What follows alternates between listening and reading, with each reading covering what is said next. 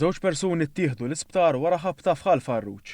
L-inċident seħħ kif karozza tat-tip Skoda Citigo misjuqa minn Somalu ta' 25 sena kellha impatt ma' karozza tat-tip Peugeot 207 li kienet qed tinstaq fid-direzzjoni opposta minn tfajla ta' 19-il sena residenti ħaż-Żebbuġ.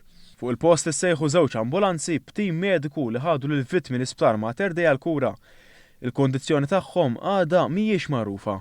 Fuq il-post issejħu wkoll membri tal-Protezzjoni Ċivili sabiex iferxu r-ramel fuq ammont sostanzjali ta' żejt li xteret fit-triq. Anzjan ta' 80 sena residenti f'Taġorni jodda b'waħda e kif żviluppalu nar fil-Kamra tas-Sodda. Għal-ħabta tal-4:15 il-Pulizija daħlilha rapport li qed taqbad residenza fit-triq Lapsi f'San Ġiljan. Fuq il-post issejħu membri tal-Protezzjoni Ċivili sabiex jikkontrollaw in-nirien li żviluppawlu fuq is-saqqu. Sorsi fuq il-post qalu lil One News li minkejja l-raġel irnexxielu joħroġ mir-residenza huwa laħaq sofra xi ġrieħi. Fuq il-post issejħet ambulanza b'tim mediku fejn ħadu lill-anzjan l-isptar għal iktar kura.